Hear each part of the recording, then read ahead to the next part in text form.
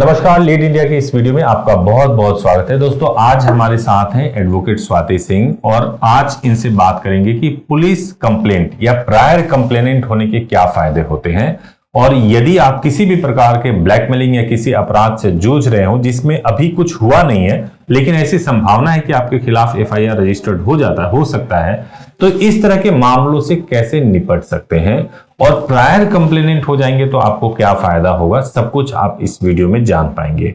तो आइए स्वागत करते हैं। स्वाति जी, आपका बहुत बहुत स्वागत है इस वीडियो में।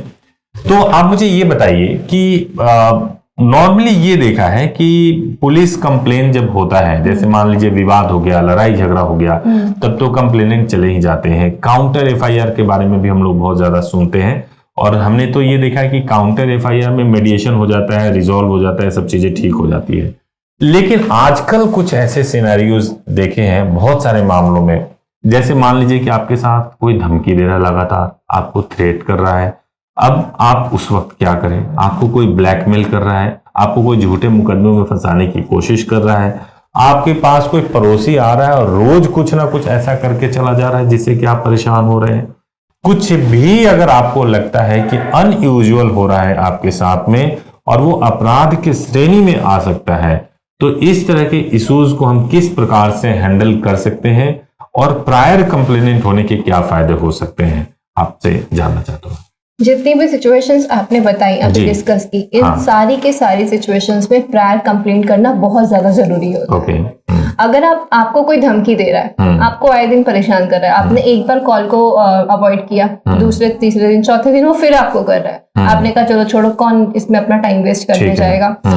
पांचवें दिन कुछ बहुत बड़ी चीज उसने कर दी जो टोटली आपके अगेंस्ट हो गई और आपने तो इसको अवॉइड कर दिया, ये छोड़ के कि अपना टाइम कौन वेस्ट करे इसके अंदर, लेकिन वो आपके अगेंस्ट ऐसा हो गया कि आप पुलिस को ये भी नहीं बता पा रहे कि आपने क्यों कंप्लेंट नहीं की। बिल्कुल। ठीक है, तो ऐसी सिचुएशन में आपका प्रायर कंप्लेंट करना बहुत ज्यादा जरूरी होता है, क्योंकि क्रिमिनल मैटर्स में तुरंत ही कंप्लेंट की जाती है तो उसकी ज्यादा वैल्यू होती है। अगर आपके पास कोई आ रहा है आपके अगेंस्ट कुछ ऐसे इल्जाम लेकर, तो आपके पास पूरा प्रूफ है कि देखिए नहीं, ये इतने दिनों से चीजें हो रही थी, मैंने पुलिस को पहले बता रखा था कि ये सब मेरे साथ हो रहा था। तो ये बहुत इंपॉर्टेंट होता है प्रायर कंप्लेंट करना। छोटी सी भी चीज को आपको अवॉइड नहीं करना चाहिए बिल्कुल।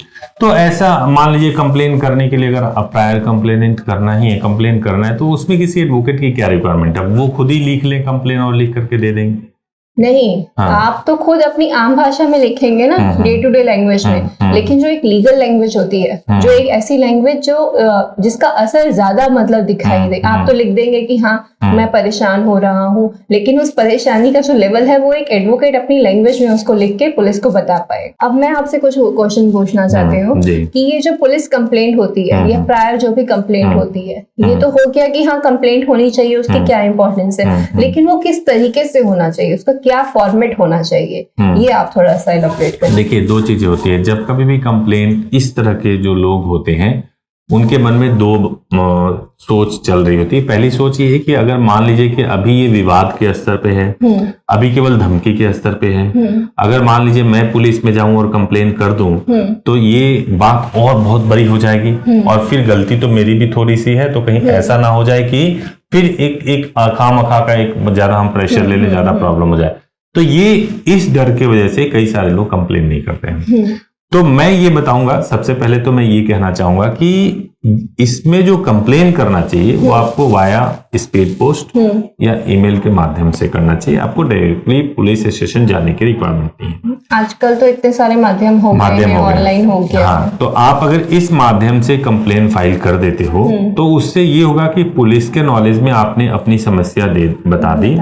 पुलिस के ऊपर है कि पुलिस उस पर क्या इन्वेस्टिगेट करती है, अगर वो बुलाना चाहेगी तो बुलाएगी। यूजुअली जब हम ऑनलाइन फाइल करते हैं तो पुलिस का कॉग्निजेंस थोड़ा सा स्लो होता है, नहीं उसमें ज्यादा ध्यान देती है, लेकिन आपके पास तो ये प्रूफ हो गया कि ये इस समस्या से आप जूझ रहे थे और आपने इसके बारे में पुलिस को ऑलरेडी इन्फॉर्म कर दिया।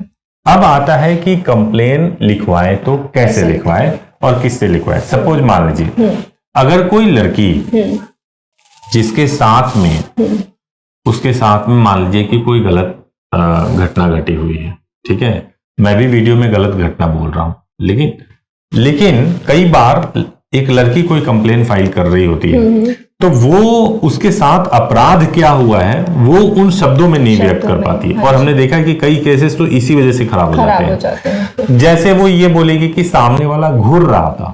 अब सामने वाला घूर रहा था, कोई अपराध ऐसे आप नहीं बता सकते हो कि बहुत बड़ा ये हो गया, ठीक है। लेकिन अगर आप बोलते हो कि घूर करके वो कुछ इशारे कर रहा था, है ना, गंदे इशारे कर रहा था, आपने बोल दिया तो बहुत ही हो गया। उसने मुझे टच किया और उसने मुझे अश्लीलता से टच किया। शब्द का फर्क है, एक एक शब्द का फर्क है। मेरे साथ गलत काम हुआ लेकिन मेरे साथ बलात्कार हुआ, या मेरे साथ गलत काम करने की कोशिश किया, मेरे साथ बलात्कार की कोशिश की, बहुत ज्यादा फर्क है ना। ठीक उसी प्रकार से अगर कोई बोलता है कि भाई मेरे को फोन करती है लड़की और फोन करके धमकी देती है कि मैं सुसाइड कर लूंगी, और आप इस बात से परेशान हो कि भाई सुसाइड कर लेगी, तो आपने अब जब आप कंप्लेन लिखने जाओगे तो आप इंसिडेंट जो बताओगे उस इंसिडेंट को जो लीगल तरीके से है वो कैसे आपस में रिलेट करते हैं, वो आम लोग शायद जब वो करेंगे तो वो सही तरीके से नहीं कर पाते हैं। और जब ये केसेस कोर्ट में जाते हैं तो उस वक्त क्या होता है कि आपका पहला एप्लीकेशन देखा जाता है कि आपने कंप्लेन तो ये किया था, फिर आज आपके स्टेटमेंट क्यों बदल गए, क्योंकि वकील साहब ने तो अपना दिमाग लगाया और अच्छे से बना दिया, ड्राफ्ट कर दिया। तो वो जब कॉन्ट्राडिक्शन हो जाता है तो वहां पे केस कमजोर हो जाता है। कई बार तो लोग एफआईआर लिखवाने भी जाते हैं तो एफआईआर के कंटेंट्स इतने वीक हो जाते हैं, क्योंकि आप पुलिस क्या करती है कि आपके स्टेटमेंट को हूबहू रिकॉर्ड करके, अगर उसको थोड़ा मैनिपुलेट करना हो तो हूबहू रिकॉर्ड करके और कहती है एफआईआर लिख देती है। लेकिन जब ये कोर्ट में जाता है तो उसको जब इंटरप्रिटेशन किया जाता है तो वहां पे पता चलता है कि आपका ये लाइन दूसरी लाइन से कॉन्ट्राडिक्ट हो रहा है ना।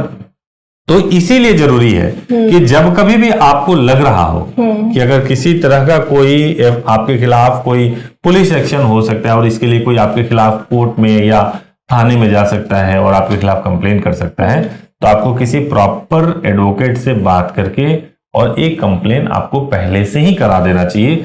उसके कंप्लेन करने का वेट नहीं करना चाहिए कि वो कंप्लेन करे तो मैं रिस्पॉन्ड करूंगा, नहीं, आप कंप्लेनेंट बनो, वो रिस्पॉन्ड करे। तो सही, मतलब ये सही तरीका आपने बताया। जी जी जी। काफी सारे लोग होते हैं जिनको बिल्कुल नहीं समझ आता है कि कंप्लेन हमें उसमें क्या लिखें क्या नहीं लिखें, तो ये आपके एडवाइस उनके लिए बहुत यूजफुल है। अब मैं आपको एक और चीज मैं बताता हूँ, खासतौर से मैट्रिमोनियल मामलों में क्या होता है। आजकल हमने देखा है, बहुत सारे लोगों को नहीं मालूम होता है कि हमने देखा है कि मैट्रिमोनियल डिस्प्यूट के अंदर डोमेस्टिक वायलेंस का केस सबको मालूम होता है, सबको 498A मालूम होता है। कई और पिटीशन, जो डीवी का पिटीशन है डोमेस्टिक वायलेंस का, उसमें लिखते हैं अननेचुरल सेक्स का के लिए अटेम्प्ट किया था हस्बैंड ने, और ऐसा लिख करके जो है उसके लिए मतलब जो है डीवी के पिटीशन में लिखते हैं। जबकि अगर वो सही तरीके से कंसल्ट करें तो आईपीसी सेक्शन 377 है जो कि डील करता है अननेचुरल सेक्स के लिए, जो कि उसके लिए बहुत ही गंभीर पनिशमेंट है। तो अगर सही तरीके से कंसल्ट किया जाए तो उसमें जो एफआईआर हो जाएगा तो जेल जाएगा बंदा, मतलब डीवी की जरूरत नहीं है। तो डीवी करे वो अलग सेपरेट हो गया, लेकिन आप 377 के लिए आप सेपरेट अगर जब एफआईआर करने जा रहे हो तो उसमें ये सेक्शन लगा सकते हो। हम जाते हैं और जाके कहते हैं कि भाई परिवार में देवर है, बाकी लोग हैं, वो हमें बहुत घूर रहे थे या परेशान कर रहे थे, जबकि अगर आप सही तरीके से आप बातों को कहें तो 354 का आईपीसी का सेक्शन लग जाएगा उसमें। तो ये सारे सेक्शन हैं जो डिसाइड करते हैं कि उस व्यक्ति को बेल मिलेगा या नहीं मिलेगा, उसको जेल कितनी लंबी होगी, उस पर दबाव कितना होगा। तो एक सेक्शन ही डिसाइड कर देता है कि वो क्या होगा, केस क्या होगा पूरा। एक क्वेश्चन और है मेरा कि अगर किसी को पुलिस कंप्लेंट करनी है तो उसको कैसे इनिशिएट किया जाए और कैसे उसको पता चलेगा कि अब ये टाइम आ गया है, अब मुझे कंप्लेंट करनी चाहिए। ओके, देखिए सबसे पहला चीज तो ये है इसमें कि अगर मान लीजिए कि आपको, अगर आपके दिमाग में कभी ये ख्याल भी आ जाए कि आपके खिलाफ पुलिस कंप्लेन हो सकता है और कोई आपको धमकी दे रहा है लगातार, अगर मान लीजिए कि मैं आपको एक एग्जांपल दे रहा हूँ, आपकी फ्रेंडशिप है, गर्लफ्रेंड बॉयफ्रेंड है, ब्रेकअप हो गया, लड़की कह रही है कि अगर तुमने शादी नहीं किया तो तुम्हारे खिलाफ रेप का केस कर दूंगी, उससे भी नहीं हुआ तो तुम्हारे खिलाफ सुसाइड में कर लूंगी, फिर तुम तो फंसोगी, तुम्हारे परिवार वाले फंसेंगे, लिख के चली जाऊंगी कि इसकी वजह से मैं मर रही हूँ, है ना। ये बहुत सुनने में आ रहे हैं केसेस, बहुत होता है। तो अगर ऐसी कोई भी चीज आपके साथ हो रही है, ठीक है, मैंने यहां तक देखा कि गवर्नमेंट सर्विस में जो लोग हैं, अच्छे अच्छे पोजीशन पे हैं, उनका भी अफेयर होता है और वहां पे जो उनकी पार्टनर है जब ब्रेकअप हो जाता है या कुछ प्रॉब्लम हो जाता है तो धमकी दे रहे होते शादी करो, है ना। तो कुछ भी अगर आपको लग रहा है कि आपके ऊपर दबाव बनाया जा रहा है और ये दबाव की शक्ल ऐसी है जो एक ऑफेंस की तरह हो सकती है, क्रिमिनल ऑफेंस की तरह हो सकती है, उस समय आपके पास ये अप्रोप्रिएट टाइम है कि आप एक स्टेप लें। स्टेप लेने के लिए आपको हमारे हेल्पलाइन नंबर पे कॉल करना है 8800444555 पर, और आपको हमारी वेबसाइट leadindia.law पर विजिट करना है या ईमेल करना है care@leadindia.law। जब आप इस पे आप कॉल करेंगे या कांटेक्ट करने की कोशिश करेंगे, अपनी समस्या को डिस्कस करेंगे, तो हम प्रॉपरली एडवाइस भी कर देंगे और कंप्लेन ड्राफ्ट करना होगा तो कंप्लेन भी हम ड्राफ्ट करने में मदद कर देंगे और फिर आप उसको आप कर लेंगे। तो आपकी आगे जो भी प्रॉब्लम होंगी उसके लिए आपने पहले ही बचाव ले लिया है तो आपको बहुत राहत रहेगी। आपने जितना भी कुछ वीडियो में बताया काफी नॉलेजेबल थिंग थी, मेरे को भी काफी नॉलेज मिली इन सब चीजों से। और मुझे लगता है कि जो हमारे दर्शक हैं जो देख रहे हैं इस वीडियो को, जितने भी हमारे देखने वाले लोग हैं, उनको काफी हेल्प मिलेगी इस वीडियो से। तो मैडम आप वीडियो में आई, थैंक यू सो मच। और अगर आपके पास कोई और सब्जेक्ट हो जिसपे आप चाहते हो कि हम इजी लैंग्वेज में एक्सप्लेन करें तो आप जरूर कांटेक्ट करिए, कमेंट में डालिए, हम जरूर कोशिश करेंगे कि उस पर वीडियो बनाएं और आसान भाषा में आपको समझाएं कि आपके कानूनी राइट्स क्या है, लीगल राइट्स क्या है, जिससे कि आप भी अपने राइट्स को लेकर अवेयर हो सके, कोई आपको दबा ना सके। Thank you so much for watching this video. Thank you.